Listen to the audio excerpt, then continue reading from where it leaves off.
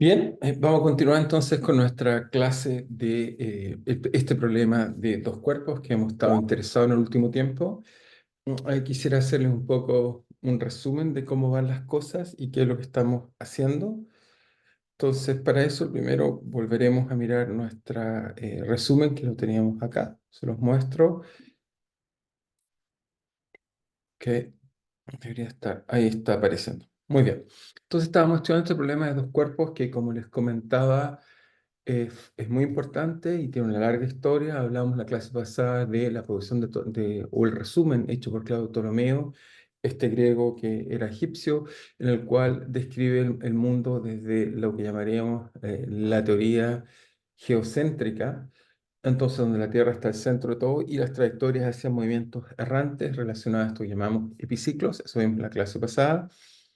Después discutimos un poco de las ayudas o visión nueva, digamos, que Copérnico, haciendo análisis, va a concluir que debido a la fuerza de gravedad, los cuerpos celestes se atraían y que en este caso el efecto más importante está dado por el Sol y no la Tierra, y entonces cambia de eje en el sentido que ya no haríamos una teoría geocéntrica, sino que pondríamos en nuestro universo el centro, el Sol, ¿ok? Que es consistente, por supuesto, con nuestro sistema solar. Después descubriremos un día que en realidad cualquier punto del espacio es igualmente bueno que cualquier otro punto. En realidad una cosa bastante interesante es que el universo es muy, muy homogéneo, digamos. Si uno lo mira, en realidad eh, es exactamente casi cualquier punto del espacio es igualmente equivalente. Vimos también que Galileo Galilei estaba de acuerdo con las observaciones de Copérnico y en particular usó telescopio. Esto mejoró esta visión, descubrió nuevos cuerpos celestes o los caracterizó, particularmente algunas lunas. Entonces también hizo un punto importante. Y como vimos, tuvimos este gran personaje que es Johannes Kepler, quien va a partir de los datos de Tycho Brahe proponer tres leyes fundamentales que espero vamos a discutir y describir, espero hoy, en la cual esencialmente explica que tenemos un movimiento elíptico para los cuerpos celestes, esto a partir de observaciones. Una segunda ley en la cual dice que a iguales tiempos se recorren iguales áreas. Y una tercera ley que nos dice que el periodo al cuadrado de estas órbitas cerradas, de estas órbitas elípticas, divididas por su semieje mayor, entonces es constante. Donde, importante mencionar, que los cuerpos celestes se encuentran, el cuerpo celeste que está generando o de uno al otro se encuentra en un foco. ¿Ok? Vimos eso. Y también, bueno, y ahí empezamos a hacer esta parte más fuerte, digamos, que la parte asociada a Newton, que es el problema de dos cuerpos y la gravitación. Entonces, como vimos, Newton, ¿qué es lo que va a hacer? Va a hacer varias cosas interesantes. Entre ellas, Newton lo que nos va a proponer esencialmente, estudiando, digamos, la caída, digamos, de objetos, va a decir que existe una interacción entre los objetos, que es la interacción gravitacional, y lo que vimos en la clase pasada, que esencialmente esta interacción va como el inverso a la distancia entre las direcciones de objetos y de tipo atractiva, donde aquí aparece esta constante G, que es una constante universal. Hasta el día de hoy lo usamos como una gran constante para caracterizar la dinámica. Y vemos que, bueno, en este caso Cavendish logró caracterizar esta constante, donde vale 6,74 por 10 a la menos 11 metros cuadrados por kilogramo segundo cuadrado. Haciendo este experimento que se ilustra acá, digamos, Cavendish logró, digamos, caracterizar este tipo de dinámica muy, muy interesante. ¿Ok? También vimos que, y esto es entonces a partir de este problema, y ahí fue donde iniciamos toda nuestra discusión, digamos, de qué es lo que está pasando en este problema. Entonces, tenemos dos cuerpos, entre ellos existe una fuerza de interacción que va con el inverso de la distancia.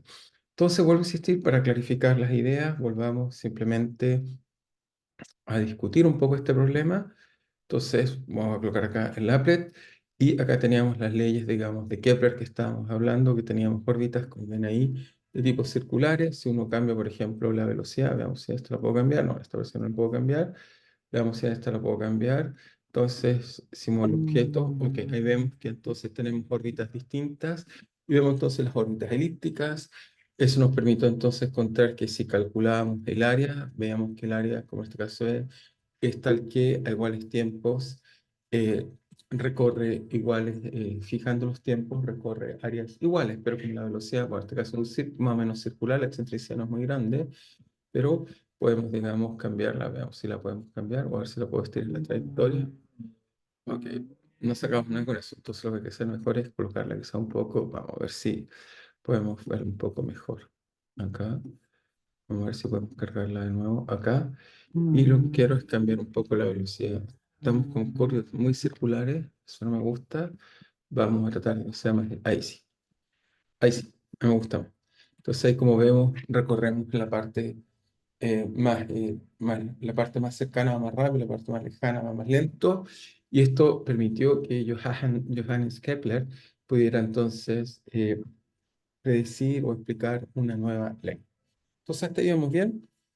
Y lo que vamos a hacer entonces ahora es simplemente usando estas leyes, vamos a tratar, digamos, vamos a poner la tablet, pero que esto funcione. No, así.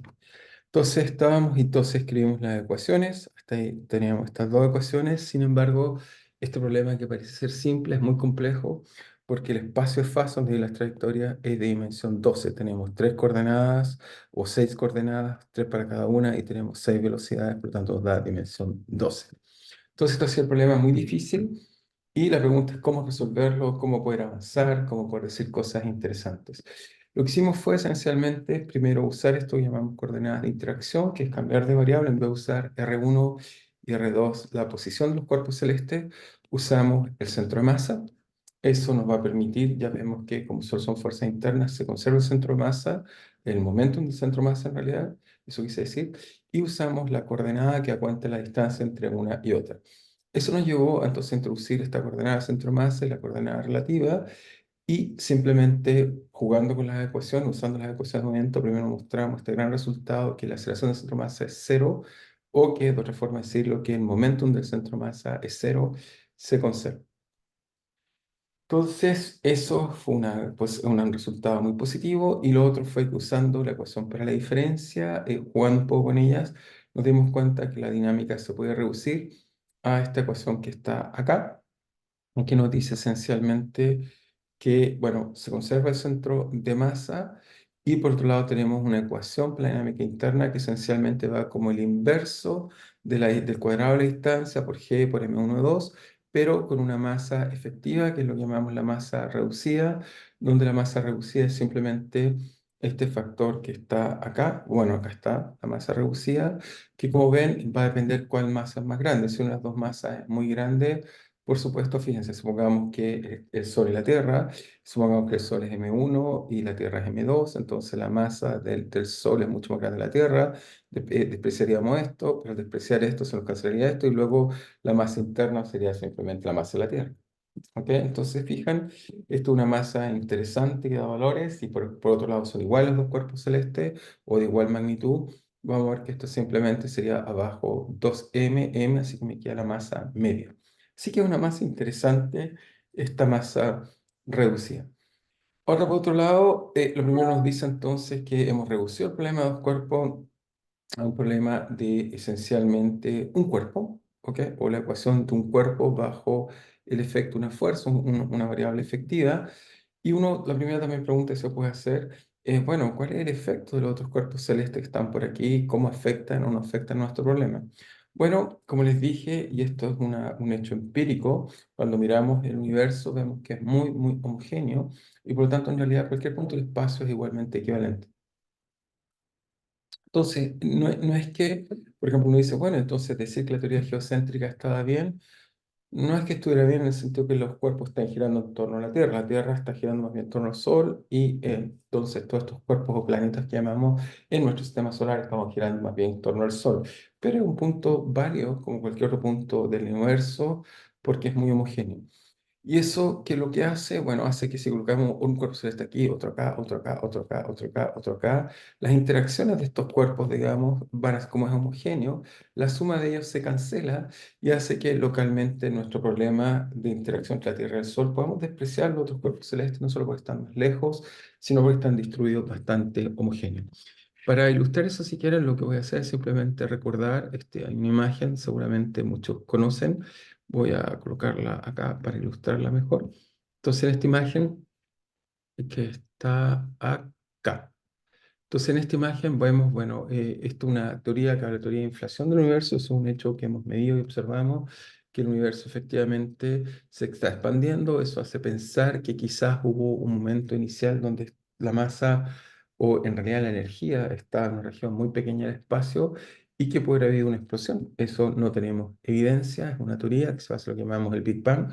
Presencialmente esta teoría lo que nos enseña es que en algún momento el universo era pequeño y en ese instante hubo una gran expansión muy rápida que dio origen a esta época que llamamos de inflación, donde casi el universo creció muy violentamente, se creó espacio-tiempo y en la creación de este espacio-tiempo, esencialmente el universo, si uno lo mira, es muy homogéneo. Si fijan, bueno, esta imagen muestra cómo estamos evolucionando, nosotros estamos por acá el día de hoy, pero si uno mira el universo en general, se va a dar cuenta, ok, es verdad que hay puntos, pero mirando en cualquier dirección es muy, muy similar. Y eso nos hace pensar en esta homogeneidad que les hablé. Por supuesto, hay fluctuaciones que son interesantes, que da cuenta de este momento muy, muy importante que tiene que ver con lo que llamamos radiación de fondo, que fue el momento cuando la materia se empieza a desacoplar de la luz y eso nos permite dejar una traza que podemos medir. De hecho, cuando ustedes prenden su tele, sienten que hay una extraña radiación que hace y esta radiación tiene que ver con este momento tan importante, digamos. Pero bien, entonces, pero volvamos a nuestro contexto, obviamente todavía estamos lejos de estar en condiciones de poder explicar lo que está ahí, sino que volvamos simplemente a nuestro problema de dos cuerpos, pero estamos usando el hecho de que el universo es muy homogéneo y eso nos va a permitir poder describir el problema como simplemente un problema de dos cuerpos. Entonces, ¿qué sigue en esta descripción? Entonces, primero que nada, bueno, aquí lo anoté y vuelvo a insistir, la dimensión del problema es 6. Bajamos de dimensión 12 a un espacio fase de dimensión 6. Eso hace que la vida sea un poco mejor, es decir, que este problema, si tuviéramos que escribirlo, tendríamos que tomar 6 variables y tendríamos un espacio de dimensión 6 a describir. Por supuesto, eso todavía es muy complejo, no lo podemos representar, solo sabemos representar geométricamente bien cosas en 3 dimensiones y a su vez, si son en 6 dimensiones, sabemos proyectar un espacio más pequeño que en el que miramos. Entonces, ¿qué podemos hacer en este problema? Bueno, el paso siguiente, o la idea es lo siguiente, idea es tan simple, es que la interacción es radial, o lo que llamamos central, que interacción, la interacción es radial. ¿Esto qué quiere decir? Que entonces aquí hay una fuerza, aquí hay otra fuerza, estos objetos sienten estas fuerzas y se tratan de atraer. ¿Ok? Y por lo tanto, uno no esperaría, si las fuerzas son solo radiales y no hay ninguna otra fuerza, uno esperaría que no hay torque, no hay una fuente que está haciendo que estas cosas giren. Lo único que puede determinar un posible giro debería estar relacionado a simplemente una condición inicial, es decir, que los objetos los soltamos genéricamente en cualquier dirección y entonces esta dirección está ahí, no hay torque, por lo tanto este torque se debe mantener y esto debería jugar en las órbitas. Entonces veamos cómo este ingrediente fundamental que va a incluir Newton. Para eso Newton les dije fue fundamental entender lo que es el momento angular y la conservación del momento angular. Entonces la idea es que la interacción es radial, luego, luego hay conservación del momento angular. O, o si quieren, uno podría decir que no hay torque. En realidad lo que estamos diciendo es no hay torque, eso es lo que deberíamos haber dicho. Entonces uno naturalmente dice, bueno, pero ¿qué momento angular deberíamos incluir en esta descripción? Entonces, bueno, primero que nada, bueno, coloquemos un momento angular, llamémosle L0, vector. Este L0 vector, entonces, tiene que ver algo así como una posición y una velocidad, pero las variables que tenemos, solo tenemos una variable, en este caso, que describe el sistema de aquí a acá, y es la variable relativa que llamamos, en este caso, R. Entonces lo que vamos a hacer simplemente es, ok, construyamos un momento angular con esta variable R y veamos qué es lo que es. Entonces eso quiere decir en nuestro lenguaje que L debería ser igual a R cruz el momentum. Ahora la masa que tiene este momentum interno es la masa reducida y esta masa reducida entonces esperaríamos que fuera R punto. Veamos si qué pasa con esta cantidad que acabamos de construir y qué rol tiene y si juega algún rol. Entonces esto es un momento angular. Es decir, nos da cuenta de cuando un objeto gira, la propiedad que caracteriza el giro. la masa en este caso, por la posición de la masa que está girando, y una distancia. Obviamente esta masa no tiene una representación directa, es una masa interna efectiva, la cual da cuenta de esta ecuación dinámica. Es como, si quieren verlo, lo que estamos diciendo, espero que se entienda bien, que la dinámica interna la interpretamos como una ecuación tipo Newton, que tiene una fuerza que va como el inverso y tiene una masa efectiva mu. Entonces veamos ahora qué se puede hacer. Bueno, lo primero que podemos hacer es veamos qué pasa con esta cantidad si tomamos d a dt de este momento angular. Entonces aquí nos quedaría r punto cruz mu r punto. Por supuesto, la velocidad y la velocidad de esta variable son dos vectores paralelos, así que esa parte es cero. Y después nos queda r cruz mu por r dos puntos. Entonces vemos que el primer término, por supuesto, es cero. Son dos vectores paralelos, producto cruz, entonces nos da directamente cero. La segunda parte que nos viene es R cruz mu por R dos puntos, pero mu por R dos puntos, sabemos, ya lo calculamos, vale esta parte que está acá, y por lo tanto esta parte simplemente debería ser menos G M1, M2, partido por R al cuadrado módulo de R, en la dirección R unitario. Pero R unitario y R también son dos vectores paralelos, por lo tanto el producto cruz, perdón, de estos dos vectores son, en este caso, cero, y nos lleva entonces a la conclusión que efectivamente este momento angular que acabamos de hacer o construir es un momento interno del sistema, ¿ok? Este momento interno del sistema nos dice que efectivamente se conserva. Entonces, eh, ¿qué quiere decir esto que acabamos de encontrar? Es un resultado bastante inesperado y yo diría interesante. Nos dice muchas cosas, pero nos dice que aparte de esta cantidad que está acá, que era el momentum del centro masa se conserva, hay un momento angular conservado. Esto va a tener fuertes implicaciones en la dinámica. Si se conserva L, es conservar un vector. Por lo tanto, ¿qué me dice? A priori sabemos que el sistema, el centro masa, lo que aprendimos fue, si lo podemos pensar así, el centro masa, colocámoslo acá, entonces se conserva, y supongamos que eso se está propagando en una dirección P, ok, momentum centro masa. Ahora la dinámica interna podría estar moviéndose en cualquier dirección, pero fíjense que esto hace algo muy interesante. Fija el movimiento. ¿En qué sentido? Que si R está acá y R punto está, supongamos, hacia allá, entonces si quiero lo voy a colocar acá. Mejor lo vamos a ilustrar un poco más preciso para que se entienda bien. Entonces si colocamos acá uno de los objetos y acá colocamos el otro objeto o cuerpo celeste, acá, ¿ok? Entonces este cuerpo celeste acá. Entonces fíjense, en este caso nos daría R, este vector que está acá. y, y, y R punto, supongamos que es un vector que va en esa dirección. Por lo tanto, esto construye R, entonces R cruz R punto, ¿ok? Que es nuestro momento angular que está acá. Entonces, R punto nos va a dar entonces un vector que en este caso lo voy a colocar más. Nos va a dar un vector que va a estar apuntando ortogonal a R y a R punto. Esto es R punto. Y por lo tanto, eso va a definir un plano. Y esto nos dice que R punto y R son dos vectores que están en un plano. Por lo tanto, la conservación del momento angular nos va a llevar a la conclusión inevitable de que la dinámica ocurre en un plano. Entonces, esto nos lleva a la conclusión que la dinámica, observación, anotamos esto, una observación muy importante, observación, la dinámica de los dos cuerpos celestes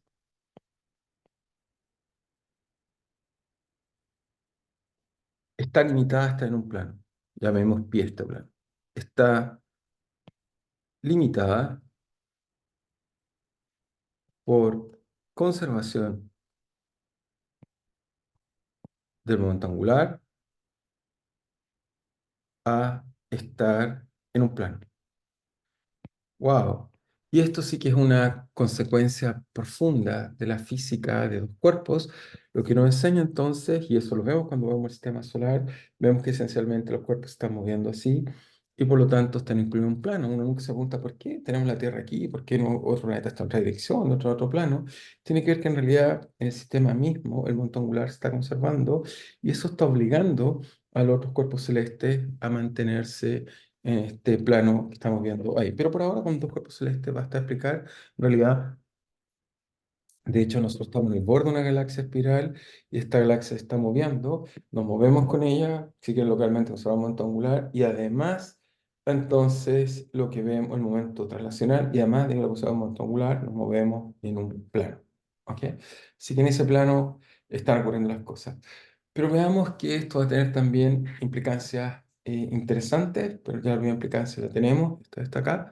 La segunda implicancia que puede ser de interés es la siguiente es que luego uno trata de entender o interpretar qué significa esto que estamos viendo acá. Es decir, que L, que se conserva, vale simplemente, si ven acá, vale en este caso R cruz mu por R punto. Y eso es R cruz mu por dr a dt. ¿Ok? Entonces, fíjense que uno puede usar un poco este tipo de expresiones para darle más sentido. Y lo que voy a hacer es simplemente, en este caso, dividir por el mu y multiplicar por el dt. Y fíjense, me queda dl por dt partido por mu es igual a simplemente r cruz de r. ¿Ok? Y esta cantidad es una cantidad interesante si además la divido por 2. O sea, divido ambos lados por 2, divido por 2 acá, divido por 2 acá. Entonces, vamos a ver que esto tiene una cantidad muy, muy interesante. ¿Cuál es? Bueno, simplemente es que si volvemos a colocar un cuerpo celeste acá, voy a colocarlo acá. Entonces, tenemos el cuerpo celeste ahí, muy bien. Y colocamos el otro por acá. Entonces, lo que vemos es que, entonces en este caso tendríamos que esto vale R. Y entonces el dr, la variación infinitesimal, es eso que está ahí.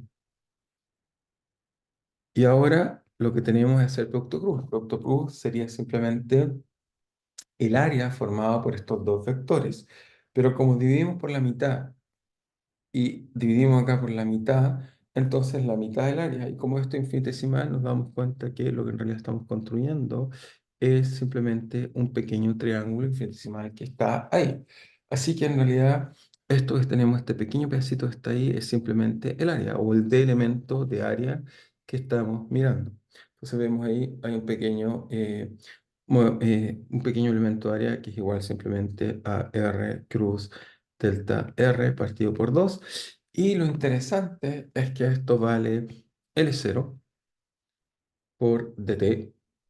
Dt es el tiempo instantáneo que recorremos, o sea, que nos movemos para hacer esta traslación. Y esto está partido por 2 mu. Bueno, ¿qué nos dice esto? Que, bueno, esto es vectorial, pero ahora podemos tomar, por supuesto, esto es un área orientada que está orientada, el de área está hacia arriba. Si tomamos el módulo, entonces esto ahora sí se transforma en el área o en el área infinitesimal. Y esto sabemos que simplemente es el módulo de L0 de t partido por 2 mu integral de lo que está. Y, perdón, integral, el módulo de lo que está acá. ¿Y esto qué nos dice? Nos dice que supongamos que fijamos o nos damos un delta t. Entonces, lo que nos dice es que, fíjense, dado un delta t, fijamos delta t. No olvidar que L0 es conservado.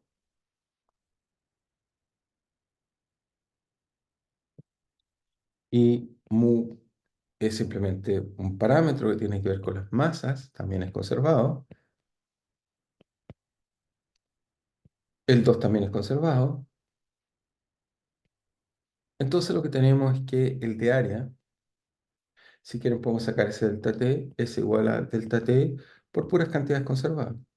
Por lo tanto, esto nos dice la siguiente consecuencia, que es muy, muy profunda. Nos dice que si yo fijo el tiempo, estoy obligado a recorrer una misma área, porque estas cantidades de acá están conservadas. ¿Ok? Entonces, si este t es el mismo número, todo esto es conservado, esto tiene que ser el mismo delta t. Por lo tanto, nos dice que cuando la trayectoria se mueve, si fijo la variación temporal, va a recorrer una misma área. Y esto en realidad, este resultado que está aquí, en realidad es lo que descubrió Kepler. Entonces, Kepler lo que va a descubrir es simplemente va a decir que las áreas barridas en iguales tiempos son las mismas. Y eso significa que, si quieren verlo acá, o lo voy a hacer la figura clásica que uno hace en este caso, es que uno simplemente hace un área un poco más elíptica para que sea más interesante. Colocamos el cuerpo celeste en un foco, todavía no sabemos si está en ese foco, ya lo vamos a calcular, está acá. Y el otro cuerpo celeste lo colocamos acá, es este, entonces está haciendo una elipse, que tampoco hemos demostrado todavía, pero lo que va a mostrar es que si tomamos el mismo tiempo, entonces, ¿qué es lo que va a pasar? Bueno, a igual tiempo, por supuesto, cuando está lejos, si tiene que recorrer las mismas áreas, va a ir entonces mucho más lento, y cuando está más cerca, tiene que ir mucho más rápido, de tal forma que entonces aquí la velocidad es grande y aquí la velocidad chica, de tal forma que efectivamente iguales tiempo recorre iguales áreas. Así que esto es lo que llamaríamos la ley de Kepler-2. ¿Ok? Así que el primer resultado no menor que va a ejecutar Newton usando un formalismo, bueno, no igual al que estamos usando, usando un formalismo, digamos, un poco más moderno que el que usó Newton. Newton usó muchas de estas cosas, le hizo las diferencias, digamos, finitas y calculando con mucho cuidado, pero va a obtener exactamente el mismo tipo de resultado. Va a obtener que efectivamente el área que se recorre en ciertos dt se conserva y esa es una consecuencia de simplemente el momento angular. Entonces, en realidad, lo que descubrió Kepler, no, bueno, por supuesto el área se conserva a cierto dt, pero su descubrimiento fue algo mucho más simple y profundo. Mostró que había conservación del momento angular. Así que notamos esta gran idea o resultado que está escondido en esta ley de Kepler. Entonces, como consecuencia de la conservación del momento angular, entonces, a iguales tiempos,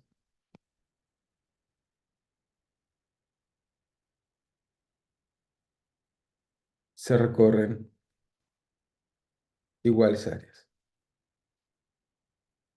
Así que esto nos da la segunda ley de Kepler, ley 2 de Kepler. Así que efectivamente va bien, pero en realidad en el resultado que tenemos acá, hasta ahora, ok, hemos usado F1 partido por R, pero si uno fuera cuidadoso y hubiera colocado F de R, habríamos entendido la misma cosa. Esto nos dice en realidad que muchos sistemas que tienen fuerzas centrales van a conservar el momento angular en general. Pero bien, entonces lo primero que sabemos entonces, la dinámica ocurre en un plano, tal como la tenemos acá. Entonces, si quieren, voy a ilustrar, voy a colocar un plano en el cual entonces la dinámica de alguna forma está contenida. Déjenme tomar un color suave. Entonces aquí hay un plano en el cual la dinámica está completamente contenida. Y por lo tanto, si la dinámica está contenida entonces en un plano, que vamos a ser quizás más claro, un plano, nos imaginamos un plano así. Entonces tenemos este plano donde está completamente contenida la dinámica y entonces uno dice naturalmente, bueno, ¿qué variables podemos usar? Bueno, hasta ahora nuestro R era simplemente una variable que partía de aquí, acá, y este R entonces lo natural que uno haría es simplemente decir, bueno, acá está R, y este momento gira, entonces como gira está en un plano y este otro cuerpo celeste, si quieren, está fijo, donde está el origen de nuestro sistema, naturalmente uno quisiera introducir variables, digamos, polares y eso es lo que vamos a usar. Entonces vamos a introducir una segunda buena idea, vamos a ver que esto nos va a ayudar sobre el problema. Entonces, dado que la dinámica está contenida en un plano,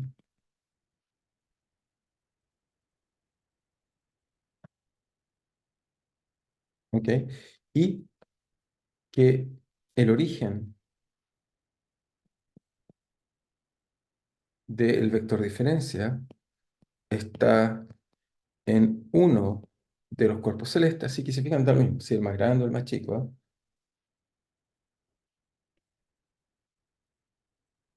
Entonces, entonces, usamos simplemente coordenadas polares. Dado que el momento es plano, coordenadas polares, dado que el movimiento es plano.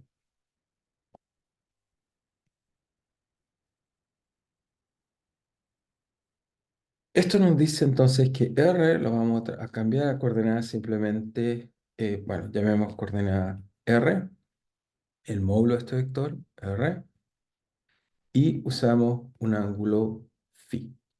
¿Ok? Tenemos R y phi tal como reemplazaríamos en polar. Bueno, eso nos hace inmediatamente bastantes gracias. Lo primero, entonces, sabemos que el problema tiene una fuerza que es de tipo radial, que era la que teníamos acá. Entonces, si nos recordamos, esta está acá. Espérense, déjame. Ok, esta está acá. Muy bien. Y entonces las ecuaciones de movimiento en coordenadas polares, entonces colocamos luego. Entonces, es decir, colocamos acá, es decir, nos daría simplemente que en coordenadas polares esto simplemente es la aceleración, como ya la calculamos, sabemos calcular eso, ya lo hemos hecho en clase, nos queda que vale r puntos más, en este caso nos queda, ¿qué cosa? Más, menos, perdón, r por, en este caso nos queda phi punto al cuadrado, muy bien, ¿ok? El menos viene, recuerda, era que cuando el vector cambiaba, el vector phi, porque esto tiene que ver con la derivada del vector phi cuando estaba acá cambiaba, apuntaba hacia adentro y eso nos daba este término que estaba acá, luego cuando cambiaba r nos daba este otro término r phi, entonces cuando calculamos la aceleración. Entonces sería la aceleración en r más la aceleración en phi, que eso nos da simplemente phi dos puntos por r, más dos veces R, en este caso por phi punto, R punto, en la dirección phi unitaria. ¿Ok? Eso es simplemente escribir la aceleración en coordenadas polares, que ya lo hemos calculado con cuidado cuando movíamos vectores. Entonces, esta parte simplemente, bueno, esta es trivial, va en la parte en phi, pero esta parte venía del hecho de que cuando el vector R también cambia, genera un término que tiene que ir en la dirección phi unitario, y este era cuando el vector θ cambiaba en el tiempo, phi en este caso, va en la dirección menos R. ¿Ok? Eso era lo que habíamos calculado hace un tiempo atrás.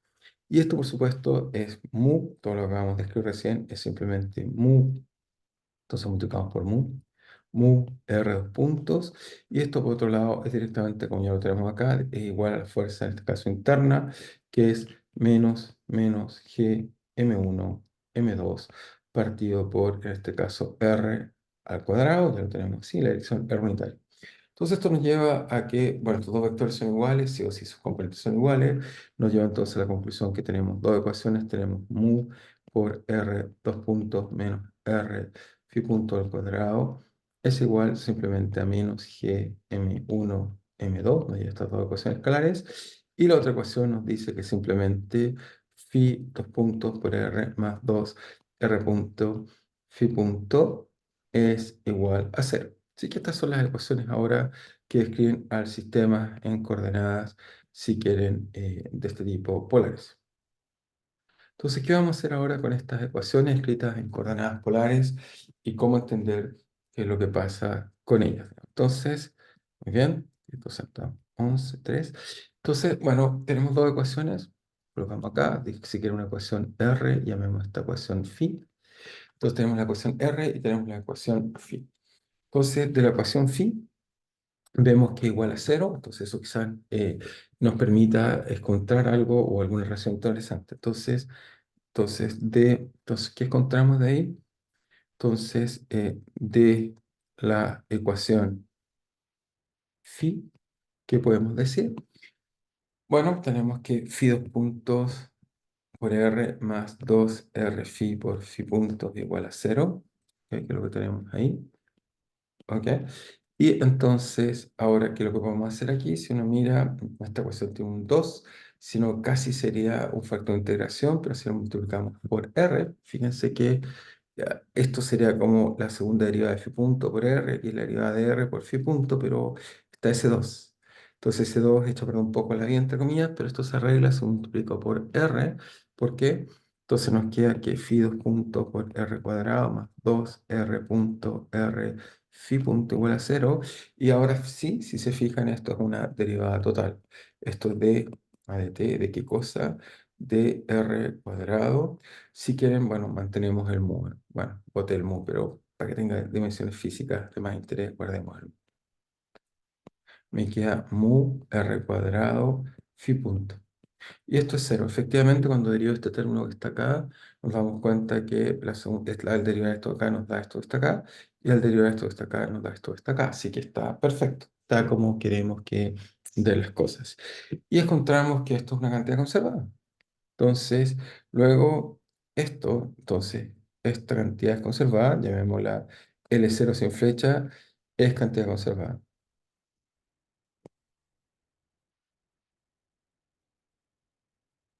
Entonces, fíjense ustedes el hecho que el momento era plano, porque usamos que se conserva el momento angular, L0 vector, y ahora encuentro la cantidad que para la llamé L0 sin vector, pero ¿por qué la llamé así?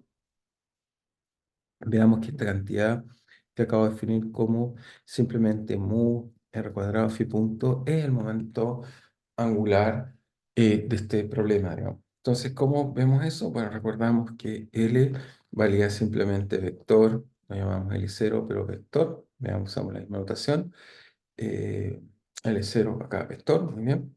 Entonces, este L0 vector era lo que habíamos llamado simplemente R vector cruz mu R punto. Pero esto ahora escribamos en coordenadas polares y tratamos de entenderlo. R es muy fácil, R es R por R unitario, cruz mu por la velocidad. Pero la velocidad, si quieren, en coordenadas polares, se escribe simplemente, recuerden que era covariante, eso también se lo traté de enseñar en algún momento, nos diría que es R punto en R, más nos quedaría R por phi punto phi unitario. ¿Ok? Y obviamente el primer producto punto está acá, ese que está ahí no va a jugar un rol, pues nos queda este vector con vector paralelo, así que esa parte va a ser cero y el único que sobrevive es el término mu, en este caso por r, por el otro r, así que nos queda r al cuadrado, estos dos términos, insisto, se cancelan, se hacen cero esta parte acá, cero. ¿Ok? Y el otro nos queda al multiplicar entonces este pedazo acá por esta otra parte acá, nos va a quedar entonces simplemente mu r cuadrado phi punto por el vector r cruz phi. Y se fijan, R cruz phi, entonces, ¿qué es R y phi? Si volvemos acá, R, entonces el vector que va o sea, es el vector que va en esta dirección, eso es el vector R unitario, y phi es el vector que va en esa otra dirección, ¿ok? Por lo tanto, tengo R y phi, entonces, el producto de estos dos vectores me da un vector ortogonal que apunta efectivamente a la dirección del momento angular, y nos dice en realidad que el momento angular que habíamos llamado L0 vector, en realidad es igual a mu por r cuadrado phi punto por la dirección r unitario cruz phi unitario. Y aquí encontramos algo interesante. Bueno, este vector se conserva, por supuesto, si el vector se conserva, no solo se conserva su dirección, también se conserva su magnitud. Luego encontramos que este vector, si tomamos el módulo, a eso llamé L0, también es una cantidad conservada y eso es simplemente R phi punto, entonces magnitud del monto angular.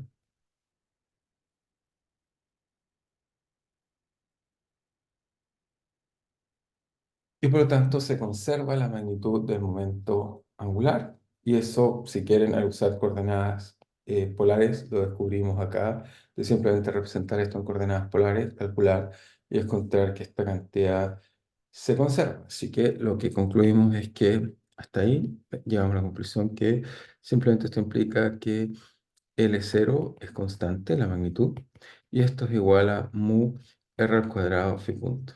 ¿Ok? Esto es una relación la vamos a usar más de una vez, así que la voy a guardar y subrayar. Pero ahora esta es la cantidad escalar, y por supuesto la cantidad vectorial se conserva en esa dirección tal como está ahí. Y ahora, ¿qué es lo que podemos hacer? Bueno, encontramos que una de las ecuaciones nos da una cantidad conservada, y ahora vamos hacia la otra ecuación. Entonces la otra ecuación está acá, la voy a tomar, la voy a copiar y la vamos entonces a usar, digamos. Entonces, copiar, la copiamos acá y la pegamos aquí. Bueno, entonces acá está la ecuación en R, la limpiamos un poco, entonces nos queda esto, y entonces colocamos la ecuación R, entonces es esta es la ecuación que queremos mirar. Nos queda esto que está acá. Y fíjense que acá tengo phi, punto. Obviamente phi L R, por supuesto, cuando las trayectorias, por ejemplo, son elípticas, como la que traté de ilustrar acá, por supuesto, R en este caso acá está cambiando. Aquí es más grande, aquí es más chico. Así que R y R punto cambian y por lo tanto phi punto también cambia. Por lo tanto, en general, phi punto va a estar cambiando y ahora está cambiando. Lo que se conserva es L, que es la combinación de mu R cuadrado, phi punto cuadrado. Por lo tanto, usemos esta relación y veamos, digamos, cómo esta relación nos puede ser útil en nuestra discusión. Entonces, lo que hacemos simplemente es despejar de la conservación phi punto, entonces, de esta ecuación que está acá, y pongámosle triángulo. Entonces, desde ecuación triángulo, obtenemos cosa, vamos a tener que, podemos despejar de ahí phi punto, nos queda que phi punto vale L0, que es conservado, nos queda dividido por mu R cuadrado. Y lo que voy a hacer entonces es reemplazar esto en la ecuación para simplemente ahora tener una ecuación reducida, lo que llamamos una ecuación efectiva de R, donde ahora me saco la dinámica del phi. Por lo tanto, esto me dice que la ecuación es mu R dos puntos menos, en este caso me queda R por phi punto cuadrado, eso es L0 cuadrado, partido por mu R a la cuarta, mu cuadrado, y todo esto multiplicado por mu, por supuesto, y esto es igual a menos G M1, M2 partido por R cuadrado. Y ahora, bueno, algunas simplificaciones, por supuesto, aquí en mu, eso hace que esto se vaya el 1, hay un R aquí que hace que entonces se transforme en un 3, lo pasamos hacia el otro lado, y nos queda entonces que mu R junto, esto lo llamamos la ecuación efectiva en realidad, o bueno, Poincaré hablaría de la ecuación reducida, ecuación efectiva o reducida, es el lenguaje Poincaré. Entonces, encontraríamos que la ecuación es simplemente menos g m1, m2 partido por r cuadrado más l al cuadrado partido por mu r al cubo. Y aquí viene yo diría todavía sin todavía integrar nada, sino solo entendiendo esta ecuación, vamos a poder entender muchas cosas importantes que están pasando en este problema. Entonces, déjenme subrayarla, porque esta sí que es una ecuación importante. Nos dice muchas cosas. Entonces, esta ecuación reducida, bueno, ¿qué es lo que tiene? Primero hablemos de cosas. Primero que nada, bueno, es la masa interna. Esta parte de acá es el efecto de la gravitación entre los objetos. Eso ya lo conocemos. Y este último término que está acá es lo que llamaríamos, en este caso, la fuerza efectiva asociada, lo que llamamos la fuerza, en este caso, centrífuga, o si quiere, en este caso, el objeto, la gravedad lo quiere atraer hacia el centro, ¿ok? Pero esta fuerza que está acá lo quiere tirar hacia afuera. Entonces, la fuerza centrífuga.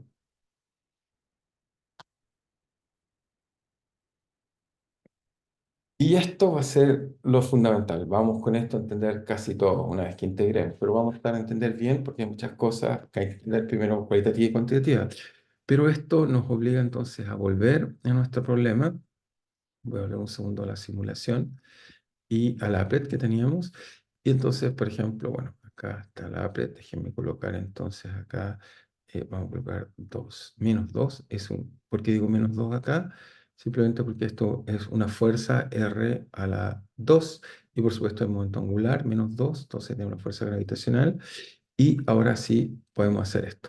Entonces esto nos muestra, digamos, en este caso, que cuando se mueve el objeto y siente fuerza, tenemos esta órbita que estamos viendo ahí, que nos da una órbita elíptica. ¿Ok? Eso es lo primero que estamos viendo. Y cuando estamos lejos, vamos más rápido y más cerca. Entonces, el origen de esto y por qué tenemos órbitas elípticas, si alguien me preguntara en la calle, simplemente yo le diría, bueno, es un efecto entre la fuerza de gravedad que atrae los objetos y una fuerza efectiva, repulsiva, que lo repele, que es la fuerza, en este caso centrífuga, que lo tira hacia afuera. Como ven, cuando pasa muy cerca, se mueve muy rápido y es tirado hacia afuera. Entonces, quizás, bueno, esta no está, hay que mejorar la precisión numérica. Que eso lo puedo hacer quizás cambiando algunos parámetros acá, pero ok. Pero veamos acá, esto está un poco mejor. Entonces, volvamos a la... Entonces, acá lo que vemos simplemente es existir en este caso que está acá, vemos que Efectivamente, cuando el objeto está muy cerca, entonces vemos que su velocidad crece, y se fijan es más pequeña, por lo tanto hace que vaya más rápido, el momento angular es el mismo, y el efecto del momento angular sobre la dinámica radial hace entonces que aparezca esta fuerza centrífuga que se balancea con la fuerza gravitacional y que nos genera estas órbitas elípticas que vemos en este caso está acá. Entonces, el origen de tener órbitas de tipo elípticas o órbitas como las que vemos es el balance entre dos cosas muy fundamentales, que es simplemente la fuerza gravitacional y la conservación del momento angular. El momento angular juega un rol fundamental en entender este tipo de dinámica que estamos viendo, en este caso en pantalla. ¿Ok? Entonces, fíjense ahí, ahí vemos la fuerza, esas flechas verdes es la fuerza, y lo que vemos es que efectivamente cuando está más cerca la fuerza va a crecer, ¿ok? Por ejemplo, ahí empieza a crecer, pero al mismo tiempo cuando se acerca también está creciendo la fuerza, en este caso centrífuga, y este balance es lo que nos lleva a entender todo lo que queremos entender. Ok, entonces volvamos a nuestra descripción y sigamos tratando de entender lo que estamos tratando de entender. Entonces las cosas van en la muy buena dirección, que es lo que estamos describiendo en pantalla. Muy bien, ya tenemos un resultado profundo, fundamental, que es el que está acá. Entonces, ¿cómo entender esto un poco mejor? Entonces, vamos a hacer dos cosas, un cálculo analítico y un cálculo cualitativo. Quizá hoy día, solo para que sea más pedagógico, voy a partir con análisis cualitativo y seguramente voy a hacer una pequeña video del fin del cálculo donde encontremos las elipses. Pero partamos con análisis cualitativo porque me parece profundo tratar de entender esta parte de acá. Entonces, ¿cómo hacer? Bueno, por supuesto, lo primero también que hay que decir, observación, hagamos algunas observaciones, por supuesto. La primera hay que decir es que la dinámica reducida, finalmente, dinámica reducida, ¿y cuál es la dinámica reducida? Por lo que llamamos la ecuación asterisco. Esta ecuación asterisco es realmente la dinámica reducida que estamos estudiando. Entonces, esta dinámica reducida, digamos, tenemos que estar acá. Tiene la gracia, primero que nada, la dinámica reducida es de dimensión, hay que decir, es de dimensión 2, es decir, tenemos como variable R y R punto. Fíjense lo increíble de este problema y quizás la suerte que, bueno, nuestro universo se rige con estas leyes. Bueno, uno puede pensar por qué más profundamente, que tiene alguna simetría. Pero nuestro problema, cuando lo iniciamos, partimos con un problema gigantesco de dimensión 12, donde es muy difícil entender las cosas, que es el que teníamos acá. Pero dándonos cuenta que hay cantidades conservadas, por eso las cantidades conservadas en física son muy importantes, nos permiten reducir el problema. La primera reducción sustantiva que hicimos fue que encontramos que el centro de masa se reducía, eso lo bajó de 12 a 6. Uno dice, ¿y eso cómo fue posible? Bueno, se conserva el momento angular, así que hay tres cantidades que son las cantidades asociadas al momentum, X y Z, 3. Y uno dice, ¿pero por qué bajamos 6? Bueno, y las condiciones iniciales, cuando uno tiene una cantidad conservada, por ejemplo, cuando tiene la energía conservada, las ecuaciones son, si uno mira, tiene un parámetro relacionado al tiempo. Así que en realidad también vamos a ver que asociado a este momento angular van a haber tres parámetros libres que son esencialmente las velocidades, no solo las velocidades iniciales, sino también las posiciones que parametrizan eso. Y por lo tanto baja la dimensión a 6. Y después tuvimos otra gran simplificación que fue la conservación del momento angular. Esta gran simplificación, de nuevo, nos dice, son 3 y entonces diríamos que no es dimensión cero. No, no nos queda en dimensión cero. Y la razón de eso es que a pesar que se conserva, usamos hasta ahora que solo se conserva la dirección, lo que nos da un momento plano. Hay un parámetro L, el cual parametriza la dinámica. Así que en este caso se conserva, pero este parámetro no está parametrizando la dinámica y tiene entonces que jugar algún rol en nuestra descripción que estamos viendo ahí. Sí que efectivamente logramos pasar un problema muy complejo, realmente complejo, a un problema de baja dimensión 2, el cual en principio, bueno, tiene muchas propiedades. Cuando está en dimensión 2, además es integral. Eso quiere decir que podemos llevar a fórmulas de integración, que es lo que vamos a hacer, tratar de resolver el problema, y aún más en este problema se puede resolver explícitamente. Así que Newton se enfrentó a un problema muy real, el problema de entender cómo se mueven los cuerpos celestes, y fue incluso capaz de resolverlo completamente. Esa es la profundidad de este problema, y por qué es tan importante, y por qué la credibilidad de la ciencia se va a sostener de resultados como este que está acá. Imagínense Newton para lograr explicar el movimiento, digamos, del cuerpo celeste, como nuestro planeta. No solo eso, también nos va a explicar después que tenemos estrellas binarias, o incluso galaxias que se van moviendo una respecto a otra, y todas van a poder ser descritas en una muy buena aproximación con esta muy simple ecuación. Fue esto lo que, diría yo, fue el gran éxito de la física en su momento. Veamos cómo podemos ir avanzando, pero veamos que se puede resolver aún más. Entonces, ¿qué es lo que vamos a hacer? Sigamos adelante con esta idea. Entonces, el primero es que la dinámica es reducida a dos variables, así que eso es una gran cosa, pero hay que hacer notar un pequeño pero, entre comillas. Pero esta no es una ecuación cualquiera, es la primera vez que, si bien tenemos una ecuación que tiene un parámetro efectivo, L, está determinado por las condiciones iniciales. Entonces, L aparece en la ecuación, G es una constante, pero L0 es constante de movimiento. Por lo tanto, tienen que ser unas condiciones iniciales y yo determinar el L. Entonces, la ecuación reducida tiene la gracia. La ecuación reducida depende de la condición inicial, que determina L0. Entonces, este L0 que está ahí va a estar determinado por la condición inicial. Entonces, a mucha gente le gusta decir, eso quiere decir que este problema es como que tiene una fuerza efectiva, tiene una fuerza que conozco, que el problema había una fuerza gravitacional, y porque se conserva el momento angular, aparece una fuerza efectiva, que es nuestra fuerza centrífuga que está acá. Muy bien, es exactamente eso lo que quería decir. Y ahora, ¿cómo nos movemos en la comprensión de este problema? Bien, lo primero entonces, tratemos de seguir igual que siempre, alguna de la fuerza. Entonces tengo una ecuación tipo Newton, y uno se pregunta si existe alguna otra cantidad conservada. Ya tenemos una, el L0. Pero veamos que efectivamente podemos construir otra cantidad conservada. Entonces, para resolver la dinámica, la dinámica, entonces consideremos, o intentemos, consideremos, o determinemos, o no consideremos, para resolver la dinámica, determinemos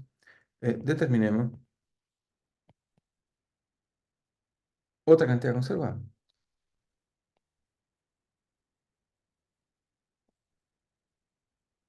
Como ven, en física son muy fundamentales, que nos permiten reducir. ¿Y cómo vamos a hacer esto? Bueno, muy simple. Lo que vamos a hacer, lo que hacemos tradicionalmente, tomamos la ecuación R y la voy a multiplicar por R punto, para ver si podemos construir algo así como una energía. ¿Ok? Y entonces multiplicamos por eso, y uno dice, ¿pero por qué debería conservarse la energía de este problema? Bueno, tiene que ver que el sistema es invariante de transformaciones temporales. Esa es la razón profunda de que la energía se debe conservar en este problema. Multiplicamos por R punto, y entonces nos queda mu R punto por R2 puntos igual a menos G M1 M2 partido por R más L0 al cuadrado partido por mu R a la 3, y todo esto multiplicado por R punto. Entonces, ¿qué nos puede servir esto que está acá? Entonces, fíjense, por el lado derecho que está acá, eso es una derivada total. Eso simplemente de a de t de mu r punto al cuadrado medios. Cuando lo derivo me queda mu por r punto por r punto, así que está perfecto. Y el otro lado, si uno mira, también es una derivada total. Podemos escribir esto como d a de t de qué. Bueno, de menos g m1 por m2 partido por r. Entonces, si uno toma este término que está acá y lo deriva, entonces me queda 1 partido por r. Al derivarlo, entonces me sale menos 1 partido por r cuadrado por r punto. Y eso entonces es exactamente el término que tenemos ahí, donde está ahí el r punto. Y el otro término también es un término que es una derivada total, y nos da en este caso más nos da, perdón, en este caso nos da más, ¿sí? ¿Qué nos da? Veamos qué nos da ahí. Entonces nos da, puse bien menos, sí, menos, perdón, aquí nos daría más, ahí sí. Y acá nos queda menos L0, me voy con el signo, menos L0 cuadrado partido por mu R a la, en este caso, al cuadrado. Y esto da un 2. Veamos que eso está bien. Entonces, cuando derivamos este término, chequemos bien el signo esta vez, cuando derivamos este término está acá, entonces el 1 partido por r cuadrado sale eso fuera menos 1 r cuadrado, se transforma en más, así que eso está bien, en más. Después nos queda por un 2, que cancela el 2 que está ahí, así que eso está bien. Después nos queda el mu, y el r, obviamente, se le suma 1, me queda r al cubo, perfecto. El cuadrado, todo por r. Así que está bien. Nos queda este término que está acá.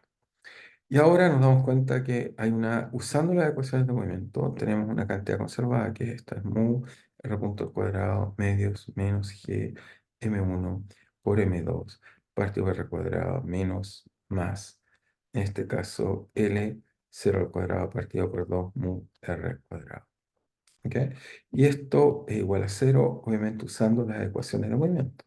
Uno dice, ¿por qué pongo aquí las ecuaciones de movimiento? Es porque obviamente esto lo calculé usando esta ecuación que está acá. No olvidar que las cantidades conservadas son cantidades que se conservan cuando usamos las ecuaciones de movimiento.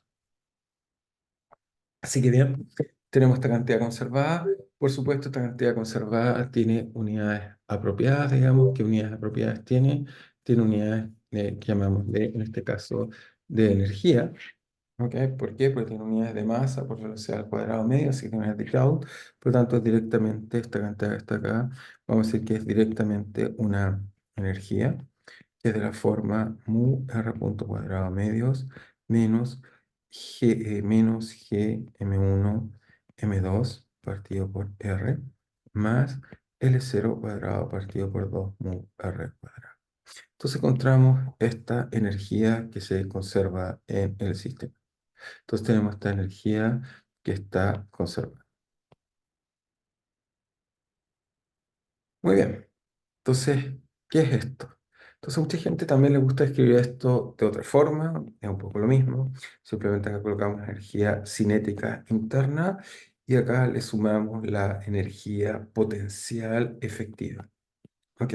¿Por qué hablamos de efectividad? Porque esta parte tiene dos componentes, una componente gravitacional, que es la energía interna, la energía potencial del problema, y tenemos la conservación de momento angular, lo cual no genera una energía efectiva cuando tenemos la dinámica reducida.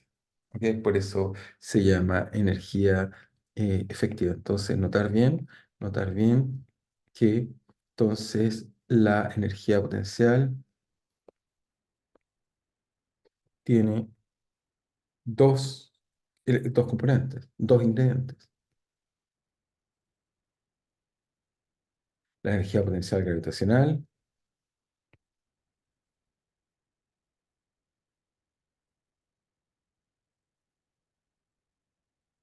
y la energía asociada al momento angular, a la conservación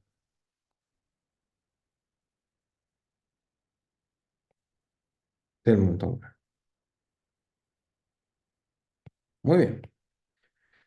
Y ahora tratemos de entender, porque sabemos hacer análisis cualitativo, entonces lo que uno hace típicamente es que grafica la energía y tratamos, la podemos graficar con la velocidad, y tratar de, a partir de los cortes de energía, tener un análisis cualitativo. Entonces, hagamos lo que llamamos un análisis cualitativo. Y después hacemos un análisis analítico.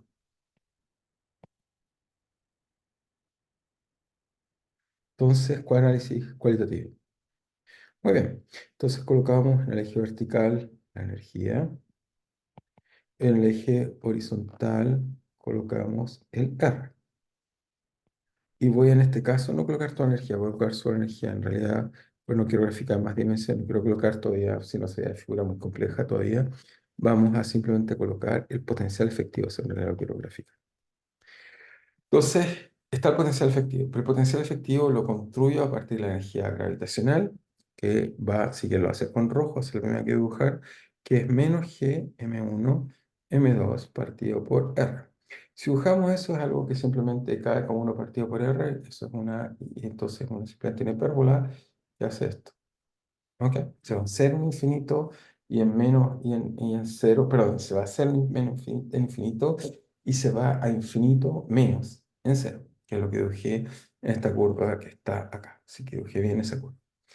Después dibujo el momento o la energía asociada al momento angular. Dibujémosla esa en verde. Entonces acá dibujamos L0 cuadrado partido por 2 mu R cuadrado. Entonces esta en infinito también es cero, pero siempre es positiva, así que va por acá arriba. Va entonces por acá arriba. Va por acá arriba. Y diverge ahora acá en esta parte de acá y diverge 1 partido por R. Así que diverge más fuerte que 1 partido, diverge 1 partido por R cuadrado, así que diverge más fuerte 1 partido por R. Y la energía en realidad que está acá, la voy a dibujar en realidad en azul para separar las dos, pero no quedan en negra. Entonces, si uno compara, entonces, bueno, para R chico, 1 partido por R cuadrado es mucho más grande que 1 partido por R. ¿Ok? Así que en esta parte de acá tiene que ganar, sí o sí, la energía asociada a la conservación montoangular. Pero para R muy grande, tiene que empezar a ganar la energía gravitacional, así que tiene que ser así. Así que esta imagen que estamos viendo ahí es exactamente la imagen que uno se quiere hacer y efectivamente la voy a seguir marcando un poco más. Así es la energía potencial efectiva en este problema que estamos discutiendo y en esta forma como lo acabo de hacer. Entonces va a ser esta energía la que vamos a tratar de entender cualitativamente y explicar la dinámica que tiene entonces al sistema. Entonces para eso, muy bien, entonces seguimos acá, entonces colocamos, estamos en la 14 y 6. Entonces, ¿de qué nos sirve esto? Bueno, con esta energía vamos a tratar de calcular todo. Entonces, ¿cuál va a ser lo primero que aprendemos? Entonces, la voy a copiar y nos concentramos en la energía. Entonces, lo primero que queríamos hacer notar, entonces, observación, quizás por acá. Esto nos dice que, fíjense, la curva que tenemos que mirar en realidad es solo la curva azul. Entonces, lo primero que nos dice esta curva azul que no podemos, cuando coloco niveles de energía, como tengo que conservarla, acá no puedo estar porque la energía cinética no se puede transformar en energía potencial. ¿Ok? Recuerden, la energía lo que se conserva es esto más esto. Esta parte es positiva y esta parte, si tiene un mínimo, este U solo puede partir a partir del mínimo de la energía potencial que está acá. Por lo tanto, solo puede partir de aquí hacia arriba. Esto me dice que toda esta zona que está acá abajo no tiene sentido físico. ¿Ok? Así que la primera cosa que observamos, quizás voy a limpiar la curva, es que, o lo que primero hay que hacer notar, es que la energía potencial va a tener, digamos, la colocamos acá y borramos todo lo que sea necesario. Entonces lo colocamos acá y borremos todo lo que está un poco de más. Esto está de más, esto está de más, esto está de más. Esta curva está de más, está de más. Ya está, ahí está nuestra energía efectiva. Entonces nos dice que hay una energía mínima, que está acá, la vamos a colocar en verde. Entonces el sistema a partir de acá tiene una energía mínima. No puede haber energía menor que esto que está acá. ¿Por qué no puede haber energía menor que esto que está acá? Porque simplemente la energía total es la suma de la energía cinética, siempre es positiva. Por lo tanto, más esto de acá que parte con este número, así que es justo cuando no tengo otra posibilidad. Así que toda esta zona de acá es una zona prohibitiva, inaccesible energéticamente. Entonces, toda esta zona de acá, esta zona de esta acá, diríamos que es, ok, prohibitiva o si quieren, no accesible físicamente.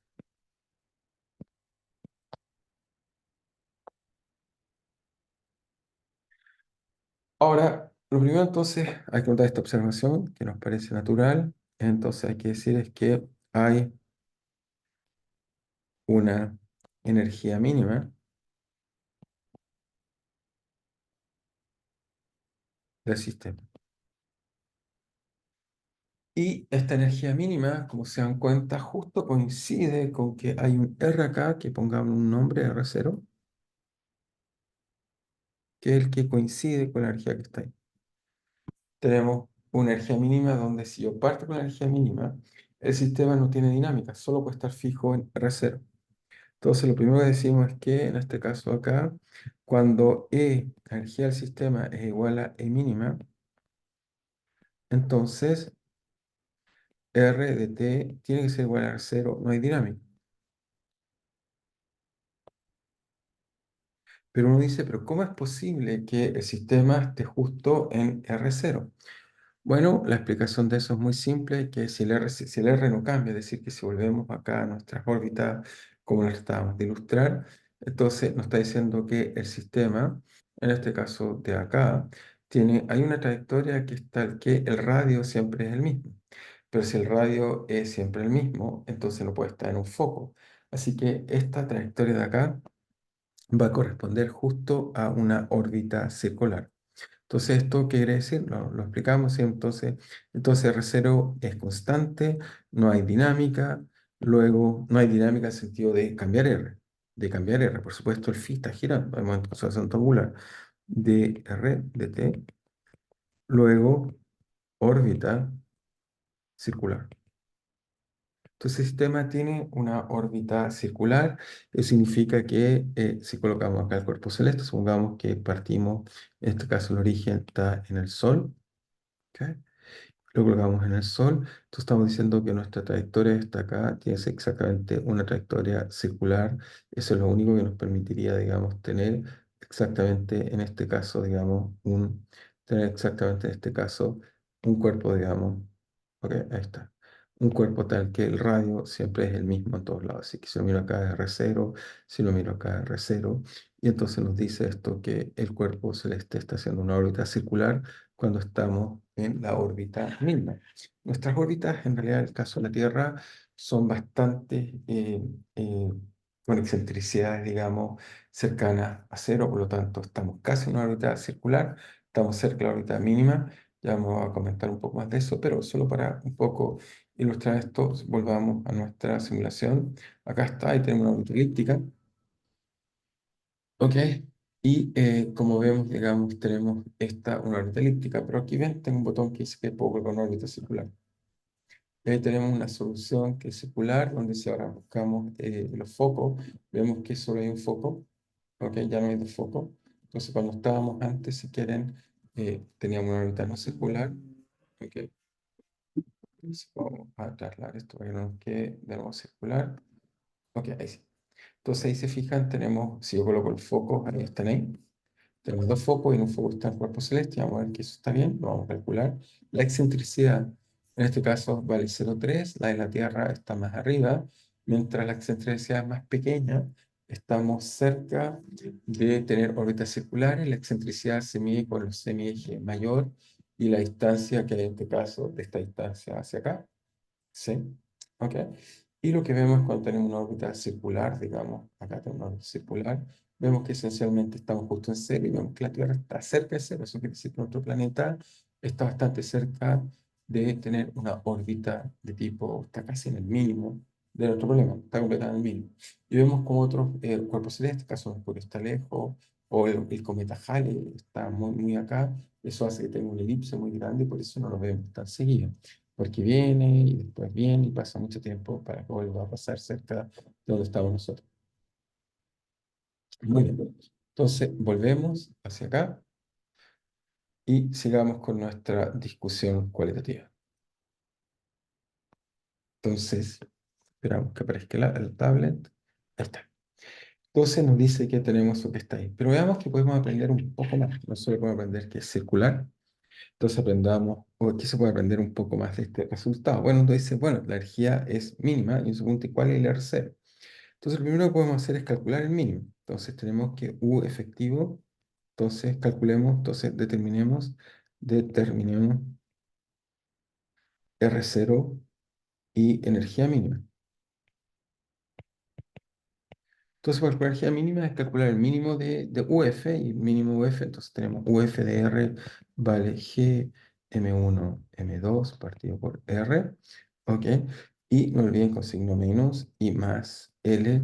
Entonces, al cuadrado partido por 2 R cuadrado. ¿Ok? Eso es lo que tenemos ahí. Muy bien. Entonces ahora lo que hacemos es tomar la derivada de esto de ADR e imponemos que es cero y eso debería ser equivalente entonces, imponer que esto es cero, esto nos debería determinar R igual a R0.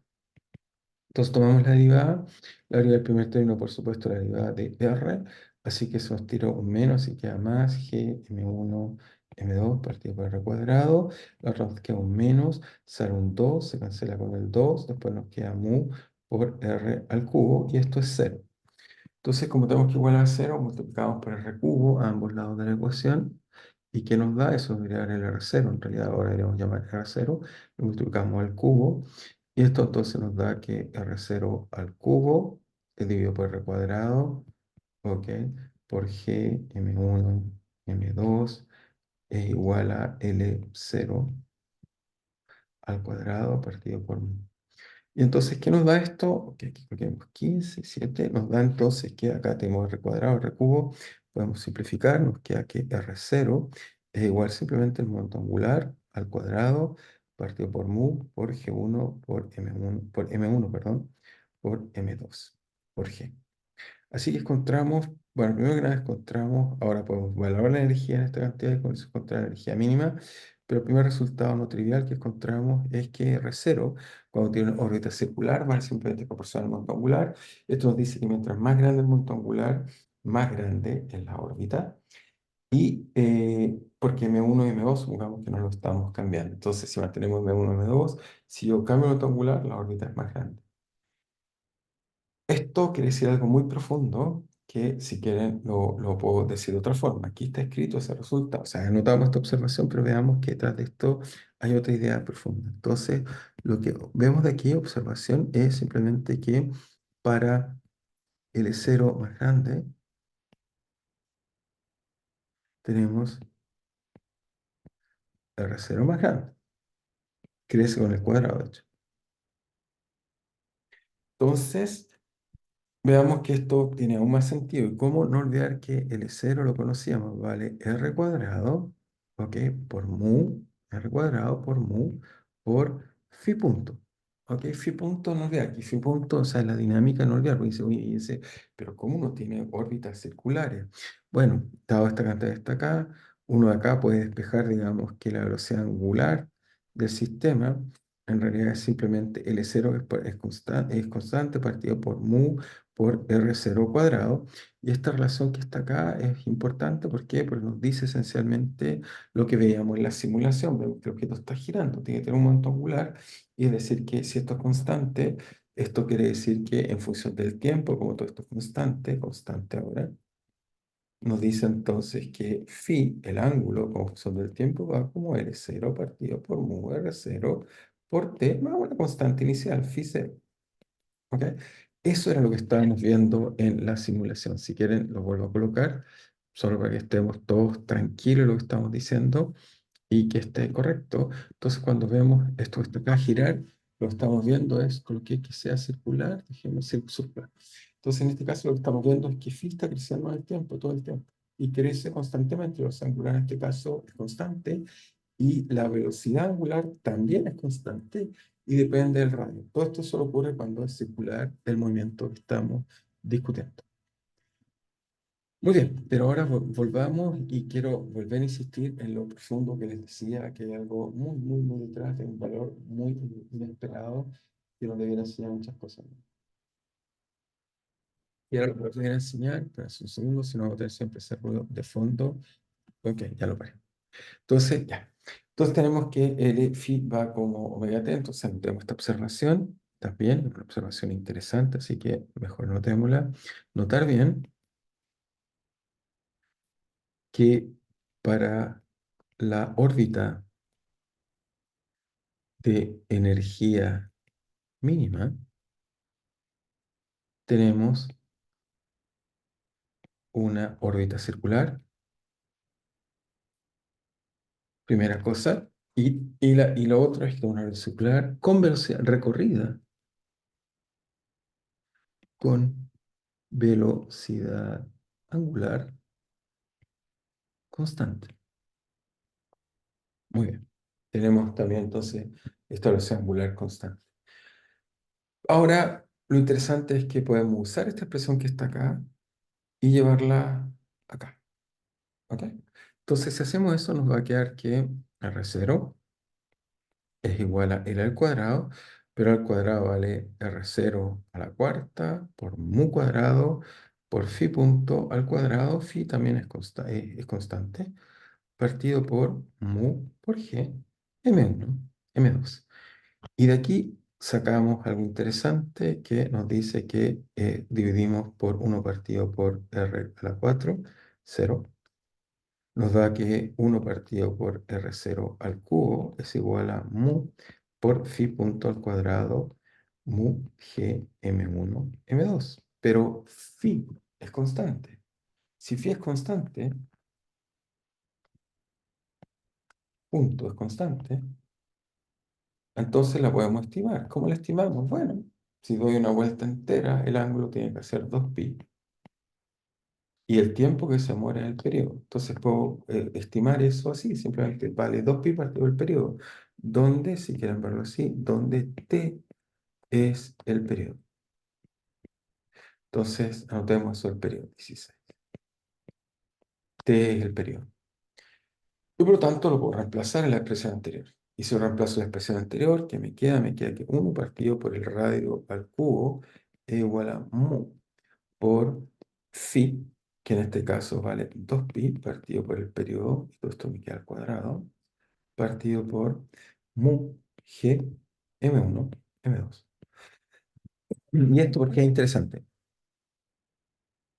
Bueno, esto es muy interesante porque ahora puedo pasar el t para el otro lado y encontramos algo muy inesperado que nos dice lo siguiente. Nos dice que, bueno, entonces hay un mu, espera, porque hay mu cuadrado ahí, que lo hice mal, no lo cancelé. Entonces, mu cuadrado se mueve, hay que simplificarlo, el que está abajo, por supuesto. Entonces, esto nos queda 4pi cuadrado partido por mu, perdón, partido por g, m1, m2.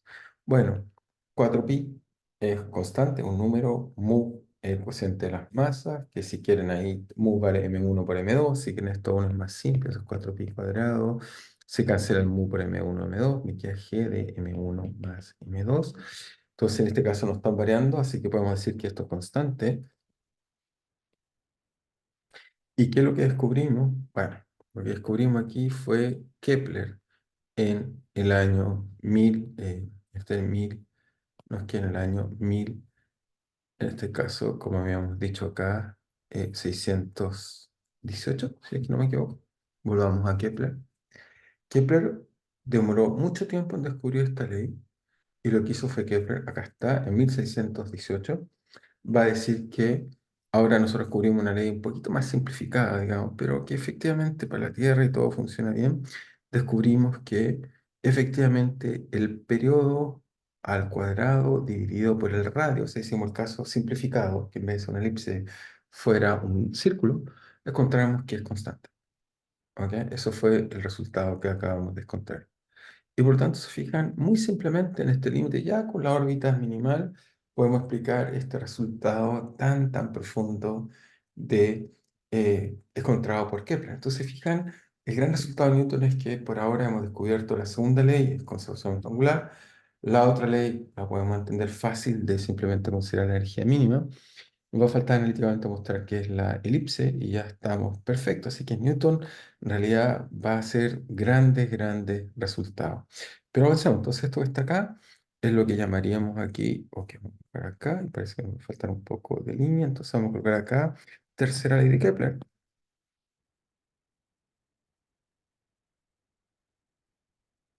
Así que encontramos tercera ley de Kepler. Pero quiero hacer un comentario más que me parece interesante. Entonces creo que el cálculo analítico creo que no lo alcanzaré a hacer y bueno, no importa, lo voy a hacer, o les voy a hacer un video más con ese cálculo analítico, que no es tan largo, eso creo que me va a tomar seguramente una media hora o algo así, pero bueno, no alcanzamos ahora, así que mejor hagamos bien las cosas. Entonces, lo interesante, lo primero interesante es que, ok, saquemos todo lo que no queremos usar. Es que quiero al menos comentarle qué pasa si ahora tomamos una trayectoria con energía mayor. Es decir, volvemos acá y ahora coloquemos energía acá. Eh, Entonces, ¿qué pasa? para energía E mayor que mínimo, pero menor que cero.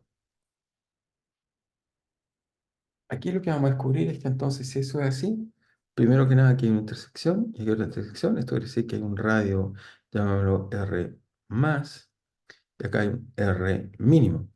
¿Ok? Hay dos radios. ¿Eso qué significa? Que el sistema va a estar transformando energía sistemáticamente entre energía potencial acá, que está acotado, un punto de retorno, empieza a transformar energía cinética, que va más rápido, y después esto lo transforma en energía potencial, y aquí se detiene, y aquí va a estar todo el tiempo energía yendo y volviendo todo el tiempo. Eso vamos a estar haciendo todo el tiempo entre energía que va y vuelve. ¿Qué nos dice la teoría? Veamos lo que nos dice la teoría. Entonces, o un análisis teórico simple. Bueno, nos dice uno que nada que si tomamos, ok, un radio, lo tomamos acá. Ok, me quedó un polígono perfecto. Tengo que hacer de nuevo. Quiero que sea un círculo, no un polígono. Entonces lo tengo que hacer de nuevo un poco más circular. Ahora sí, ahí sí. Y después hago uno más grande. Ok, entonces ahí tengo dos círculos y los trato de centrar bien. Por ahí. Ahí. Entonces tengo dos círculos donde si quieren, en este de acá estoy colocando R mínimo. No puedo, en las trayectorias no pueden pasar R menos. Y por otro lado tenemos R más. En el espacio, las trayectorias van a estar viviendo en esta región limitada con estas dos órbitas. Y lo interesante que me va a decir es que, bueno, si parto, por ejemplo, en R mínimo, es decir, estoy acá, estoy en esta zona de acá, y empiezo a transformar energía, lo que voy a ver es que voy a ir a R máximo, es decir, que parto de aquí, vamos a hacer mejor. O primero hagámoslo así, después la resuelve. Parto aquí, parto acá, se transforma en remar, después vuelve, hace esto aquí y hay una trayectoria así. Ahora, en teoría, lo que debería ocurrir son estas órbitas como las que estoy diciendo así. Son rosetas lo que debería pasar.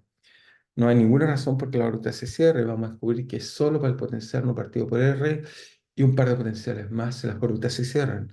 Newton tuvo justo la suerte de que se cerrara y eso nos va a permitir explicar que la fuerza es 1 partido por R al cuadrado. Si fuera 1 partido por R al cubo, no funciona. 1 por R a la quinta no funciona. Se lo voy a mostrar inmediatamente, pero primero nuestro análisis cualitativo lo único que nos puede decir es que si yo parto acá, parto esta trayectoria, me muevo acá, me voy del radio mínimo al radio máximo, el radio mínimo al radio máximo, el radio mínimo al radio máximo, el radio mínimo al radio máximo, el radio mínimo al radio máximo, y la órbita debería ser así. Esto sería un desastre. Si las órbitas fueran así, nuestras estaciones del año serían un desastre, porque durante un año tendríamos calor, frío, en forma muy errática, digamos. ¿Ok?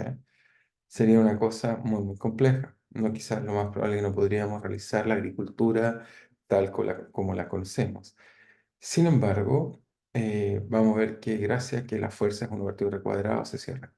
Pero veámoslo mejor en una simulación para ilustrarle lo que les acabo de decir, porque cada uno no cree, pero veamos qué es así. Entonces, para eso tengo esta, nos volvemos acá, muy bien. Y les preparé en este caso esto que está acá. Este es un applet muy agradable que tiene distintos potenciales. Va acá, fíjense, como R a la N. Por lo tanto, N a la -2 es la fuerza gravitacional. Pero supongámonos que nos equivocamos y no fuera 2, sino fuera 2,7. ¿Por qué no? Entonces colocamos acá 2,7, menos 2,7, 5, ok, 6, da lo mismo. Y entonces le colocamos ese potencial. Colocamos una animación, esto tiene que ver seguramente con el paso de integración, quizás colocar una mejor paso de integración y veamos, bueno, eso le damos una velocidad, podemos dar un poco más de velocidad, ¿por qué no? 1,5, veamos si esto funciona, ¿ok? Y veamos qué ocurre. Entonces, lo que veríamos es que fíjense cómo son las trayectorias. Bueno, aquí está muy cerca, quizás deberíamos, ok, vamos a partir de nuevo, pero ahí de hecho se nos salió. Entonces, volvamos acá y voy a colocar de nuevo 1,2 como estaba antes. Quizás voy a mejorar un poco la precisión y veamos ahora qué es lo que pasa cuando hacemos esto. Ya está. Entonces, veamos cómo es la trayectoria, que hay que aumentar la fuerza, porque veo que la está trayendo con mucha fuerza. Ok, eso es una mala cosa porque agarró mucho momento angular. Eso quiere decir que necesito más acá. Vamos a colocar más grande, 3. No se preocupen, estoy tratando de descubrir cuál es el mejor momento. Veamos entonces. Ahí aumenté un poco la velocidad, con 2 no nos alcanzábamos a cerrar. Ok, ahí tampoco alcanzó a cerrar, muy bien. Entonces tampoco es una buena idea, hay que seguir buscando cuál es el buen momento. Ok, vean. Ok. Quizás deforme mucho el potencial, esta vez está mejor, se está curvando. Entonces, lo que debiéramos ver es que si hay conservación angular, muy bien, uno diría, ah, tenemos una elipse, estamos felices. Ahí obviamente va más rápido, aquí va más lento, pero fíjense, no se cierra. Esto hace no grave problema. Y si esperamos mucho, vamos a ver que van a haber dos círculos. Esperemos un poco para que vean cómo emergen estos dos círculos en el problema. Así que efectivamente el problema es un poco más complejo del que uno cree. ¿Ok? Uno va a creer, ah, se cierra ahí. Vamos a ver que no. Pareciera ser que sí, pero no. La trayectoria ahí se aleja un poco. Voy a dejar que ocurra un poco más para que vean la órbita, pero pueden jugar con esta tablet y colocarle el número que quieran al exponente y solo para ciertos exponentes que son cero, uno, o sea, cero, de verdad cero, uno, que es la fuerza de Hooke, un resorte, y uno partido por r cuadrado, las órbitas son cerradas. En general, lo que uno observa son rosetas, como lo que van viendo aquí. A medida que pase el tiempo, vamos a ver que van a aparecer dos círculos que separan estas dos órbitas. Pero hay que esperar un poco. Vamos a ver que hay una órbita externa que están viendo ahí y vamos a ver que poco a poco se va a hacer un círculo. Desgraciadamente no puedo hacer más rápido la simulación, pero quiero que vean esto porque sirve para entender perfectamente lo que está pasando en el problema. Aumenté la precisión porque me fijé antes que no estaba tan bien, pero esto nos muestra entonces que si la fuerza gravitacional no habría sido uno partido por r cuadrado, no se puede mostrar que hay órbitas de tipo elíptica. Esto va a ser lo que a Newton lo va a llevar, digamos, irreversiblemente, lo va a traer a concluir que la fuerza tiene que ser el inverso del cuadrado. ¿Ok? Así que las observaciones de Kepler no son menores, fueron fundamentales porque para encontrar exactamente qué forma tenía la fuerza había que realmente tener cosas con que sostenerse. Si Kepler no hubiera encontrado órbita elíptica, habría sido tremendamente complejo saber si es 2, 2,1, 1 menos 1,9, etcétera. Pero vamos a ver que eso va a ser fundamental. Fíjense, esto sería nuestro planeta. A ratos tendríamos, no sé, fíjense, un verano, todo el planeta caluroso, como están viendo ahí, casi todo el año, y de repente tendríamos un invierno terrorífico, porque nos iríamos mucho tiempo muy alejados de la Tierra, pasaríamos un rato así, pero no es que el próximo año sea caluroso, ¿no? Podemos pasar ratos por fuera, por dentro, por fuera, hace que el problema sea mucho más complejo e integrable. Las trayectorias se pueden resolver, son esto que llamamos roseta, y poco a poco se está formando en este caso, voy a dejar que se forme un poco más, porque son bastante bonitas las trayectorias, pero hace que el problema sea de mucha complejidad, digamos, hace que sea bastante más complejo de lo que esperamos. Entonces, como ven, el sistema sigue haciendo estas bonitas trayectorias. Voy a anotar estos números porque lo más probable, cuando les vuelva a hacer un video, voy a usar estos números para mostrarles bien que está funcionando bastante bien. ¿Ok? Entonces, uno dice, ¿dónde está el radio que les dije? Bueno, esta zona acá adentro está la zona no penetrable y el radio grande es la órbita de acá afuera. Poco a poco se va a ir construyendo. Obviamente ahí no se construye, uno dice, está muy asimétrico, ¿sí? Pero van a pasar muchos años o vueltas hacia el otro planeta para finalmente podamos descubrir que esto tiene una órbita bien definida. Como vemos, la situación es compleja y muy interesante, digamos. Y tuvimos la suerte, hay que decirlo, o sea, digo, la ciencia, el mundo, bueno, no suerte, hay razones profundas porque sea uno recuadrado, tiene que ver con el flujo que se debe conservar y que es proporcional a la masa, pero a priori, cuando se estaba construyendo la teoría, no había esa visión y la pregunta era cuál es la fuerza. Y Newton tuvo la fortaleza, la capacidad de resolver este problema muy complejo y reducirlo y lograrnos explicar lo que estamos viendo, bueno, que están viendo en pantalla, digamos, que se habría sido hasta el movimiento, bueno, seguramente la vida en la Tierra no habría podido ser realizable como la conocemos. En realidad, la Tierra hace un movimiento bastante cerca de una órbita circular. Eso hace que tengamos un clima bastante estable o, digamos, no con estos cambios. Estos cambios serían que tendríamos años de un frío terrorífico y años de calor inmenso, y no es el caso. Así que tenemos la gran suerte que las cosas van en la buena dirección, que, bueno, nos permitió existir. De todas maneras, en la época de Newton, este tipo de cosas no eran evidentes, pero hoy en día, gracias, bueno, tenemos computadores, podemos explorar y hacernos preguntas y se los puedo cambiar, pero creo que ya estamos un poco en la hora, así que no les voy a cambiar todo el potencial, pero para mostrar que ya empiezan a ver que hay un círculo al interior. El círculo anterior no se ha recorrido, pero esto va a seguir, seguir, seguramente se va a demorar 10 minutos más o 20 más, y vamos a terminar con dos círculos muy bonitos. De todas maneras, creo que está abierta en mi página web, la pueden buscar y pueden ver este tipo de trayectorias. Yo creo que son muy interesantes. Se les recomiendo jugar para que aprendan. Uno desarrolla mucha, mucha intuición aprendiendo usando este tipo de trayectorias y órbitas. ¿Ok? Sí que vamos a dejar la clase ahí. Tengo que explicarle más, tengo que explicarle también que hay órbitas abiertas. Esto nos puede permitir explicar cómo podemos salir del planeta, que tenemos órbitas que son parabólicas, tenemos estas órbitas que son elípticas o que están en rosetas. Hay más cosas que debo explicarles, pero bueno, quizá el problema es más complejo de lo que es, digamos, pero nos permite entender bien lo que está ocurriendo. ¿Ok? Así que lo vamos a dejar hasta ahí y vamos a continuar prontamente otra clase. Lo lamento, me he demorado más, pero creo que es necesario que entendamos este problema tan profundo de la naturaleza. Muy bien, espero prontamente poder verlos, digamos, para que podamos volver a discutir. Ya seguramente la próxima la semana vamos a poder vernos. Voy a subir un video más y obviamente también les deseo suerte, digamos, en nuestro primer control. Nos estamos viendo, nos vemos, cuídense.